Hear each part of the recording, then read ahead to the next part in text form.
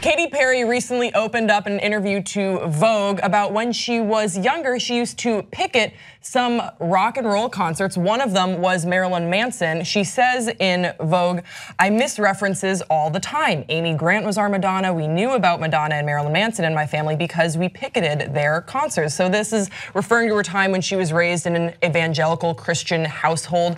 So as someone who also was raised on Christian music, you do miss some of those references. Like DC Talk was my Backstreet Boys, the Newsboys were my NSYNC, which a few people in the comments are gonna understand, and I'm gonna love you for it. The Newsboys. She went on to talk about when she was picketing at Marilyn Manson's concert that it was actually a little bit more of an awakening.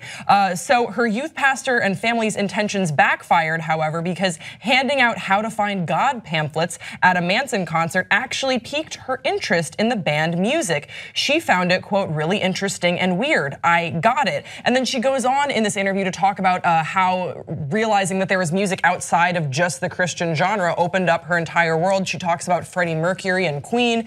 She says, quote, "I had never heard such an imaginative explanation of how to live. That was my first perspective on that world and I just loved it. I felt so free and accepted." So it's kind of cool because I too remember listening to secular music, and secular music wasn't banned in my house, but my dad is a priest, and so the music that he brought home before I could go out and buy music on my own was Christian music. So I didn't know that there was an alternative.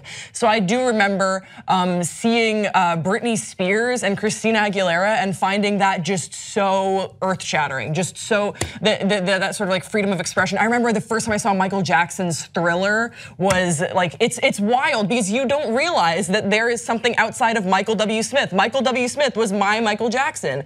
So I think this is really kind of an interesting perspective that Katy Perry shares. Obviously, we knew that she had these Christian origins. I want to get your take though, because this brings up a sort of a conversation about children involved in protests, in picketing concerts, that sort of thing. Are you for it? Are you against it? Do you think that it's pushing something on children?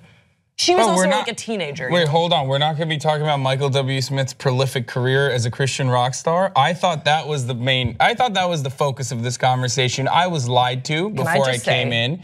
And also the Newsboys. Very important in my upbringing personally. What are you talking about? Wait. I don't know anything you just mentioned. Listen. Literally. There are gonna be people There's gonna be 3 people that appreciate what you just said. They're gonna know. And those people, Jars of Clay. +1 was an actual boy band for Christ. Like, have you seen Crashing on HBO? You are Pete Holmes. You are the Christian comic. It would really resonate with you. You don't crash on couches. I do watch, but I have watched Crashing. It's such a great show. Anyway, okay. This, for some reason, brought back a childhood memory of mine where 50 Cent had come out with his latest album. Or no, his first album, his first like massive album. I was like a childhood memory. I was like 50 Cent's album came out like a year ago. Hold on. It was his first album. I think it had some jamborinis in it, like In the Club. In the Club. And I remember my parents were very restrictive. And they didn't want me to listen to like rap music, and they didn't want me to listen to any sort of thing that had explicit content in it. They would make me buy the censored version. And it's like, you might as well shoot me in the head with a nail gun than make me listen to explicit, like the PG rated version of any sort of album. And that even includes shit like Linkin Park. Like, even they would have swear words in them. I don't know what my parents were thinking, honestly. They were so restrictive. And I remember crying. I remember getting finessing my grandparents into purchasing it for me. Wow. And then coming home with it, and then my mom taking the CD away from me. We were in America for the summer, and she took it away from me. She's like, "You can't listen to this. There's swear words in it." Like, and I freaked out. I was like, this is, so music is rebellious for me as well. That's the point I was trying to make. Katy Perry, I totally get you on that note. But this is what I think. I think when it comes to music, you sooner or later, you're going to find what you're drawn to. You're going to find what you like. And I know that for me, when I was like really into like metal and hard rock, when I went through that thing, Christian music was not really cutting it for me. Now I know that my dad tried very hard to like find bands that that were Christian, that we could that he could take me to concerts and we could have that father-daughter time. It was very kind of him. Why do parents do that? I don't know, but Why the do truth parents is like always there's try to no force that? replacement for Metallica. There isn't. There is a Christian band called King's X and they were good, but they're not Metallica, they're not Megadeth. And when you want that in high school, you're gonna find it anyway, as soon as you get like a taste of it. And I also very much remember the first time I heard Marilyn Manson, all my friends got to go to a concert and I didn't get to go.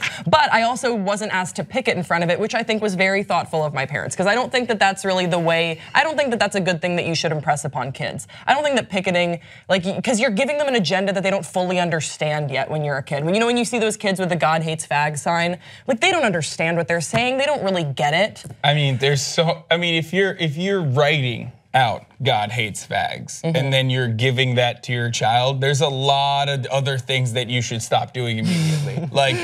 like stop all of that, like really. But aside from all of that, what I wanted to take this back to is I really don't understand why our parents try so hard to basically brainwash us with their, like, my dad, oh my God, my parents would always make me go, like they would force me to listen to classical music. They would take me to classical music concerts. I actually agree with that. Every Tuesday night we would go and I hated it. And I wanted to fall asleep.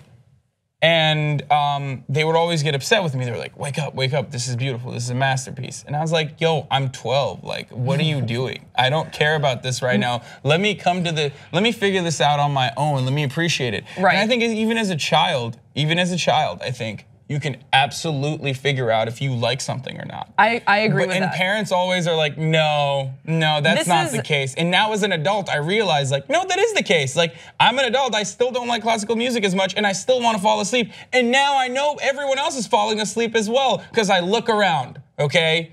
The joke is up. Okay, this is what I would say. Whatever the term is. The jig is up? The jig is up. But also the joke. But the joke is also on you. So up. And up. This is what I would say. I think it is totally fine for parents to provide a kid with good choices, with reasonable choices. But I also think it's important for a parent to listen to the feedback from that kid. So for example, when my dad was giving me these choices before I was old enough to go out and buy these CDs, that was positive music, and that was fine. But as soon as I was bringing my own music home, they knew that they'd raised a good kid. They knew that I wasn't, deviant and sneaky and sinister. So they didn't make a big deal about me bringing my own music home because they knew that, all they were trying to do, they weren't trying to brainwash me. They were like, here's some music that you can listen to. I do think that it is important to impress some of the classics upon kids because the good music is really like few and far between, I think, these days. Like Newsboys. No, I mean like my mom and dad JBW. like raised me on like the Beatles and Rolling Stones and Zappa. Like I think that that's important too. Like, and I also think that an appreciation. Frankie Valli and the Four Seasons. Sure, okay, and what musicals? Like I think exposing kids to all sorts of music is healthy, and then seeing what sticks with them, what jives with them, and just know that you raised a good kid. And just because Marilyn Manson or Korn says something in a song doesn't mean that a kid is going to go out there and do that. You can't blame something on the musician, the artist. Anyway, guys, we want to hear from you in the comment section below. What do you think about Katy Perry picketing at a Marilyn Manson concert? What was some of the music that you listened to as a kid? What was some music that your parents wanted you to listen to as a kid? Don't forget to subscribe to this channel, and we'll see you next time on Pop Trigger.